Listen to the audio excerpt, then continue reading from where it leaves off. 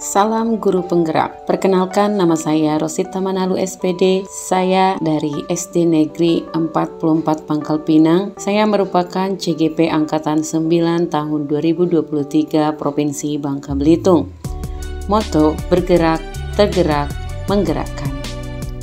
Pada kali ini saya akan memenuhi tugas modul 1.1, yaitu koneksi antar materi 1.1.A.8 tentang kesimpulan dan refleksi dari pengalaman baru. Pertanyaan: apa yang Anda percaya tentang murid dan pembelajaran di kelas sebelum Anda mempelajari modul 1.1? 2. Apa yang berubah dari pemikiran atau perilaku Anda setelah mempelajari modul ini? 3. Apa yang dapat segera Anda terapkan lebih baik agar kelas Anda mencerminkan pemikiran Ki Hajar Dewantara? Yang pertama, apa yang Anda percaya tentang murid dan pembelajaran di kelas sebelum Anda mempelajari modul 1.1? Yang saya percaya tentang murid dan pembelajaran di kelas sebelum saya mempelajari modul 1.1, yang pertama, pembelajaran teacher center.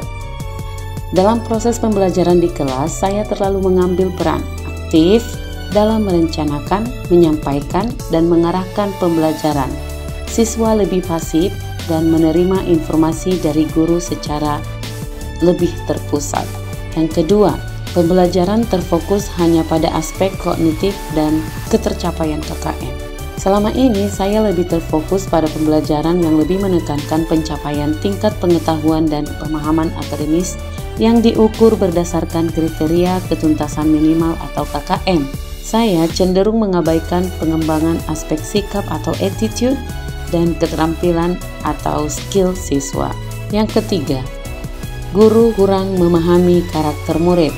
Sebagai seorang pendidik, seharusnya saya memahami karakteristik unik dari setiap murid saya, berinteraksi secara individual dengan mereka, dan merancang pembelajaran yang mampu mengimbangi keberagaman dan kebutuhan murid saya. Dengan demikian, pembelajaran di kelas akan lebih aktif dan efektif serta bermakna. Yang keempat, motivasi belajar siswa rendah. Terkadang materi pelajaran yang saya sajikan kurang relevan. Saya kurang mendukung murid dalam mencapai tujuan pembelajaran. Saya juga kurang menghargai usaha murid, kurang mengontrol perlakuan murid saat pembelajaran berlangsung di dalam kelas. Yang kedua, apa yang berubah dari pemikiran atau perilaku Anda setelah mempelajari modul ini? Yang berubah dari pemikiran dan perilaku saya adalah perubahan pola pikir.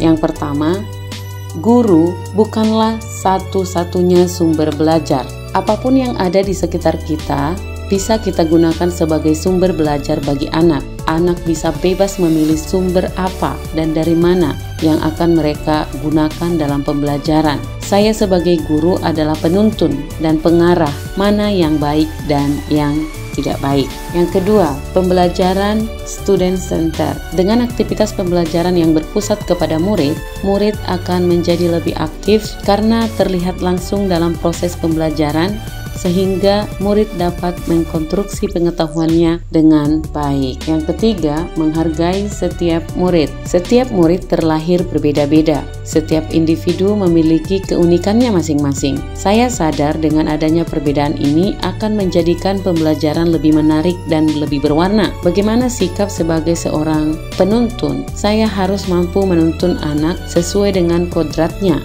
yaitu kodrat alam dan kodrat zamannya. Yang kedua, perubahan yang terjadi adalah perubahan perilaku.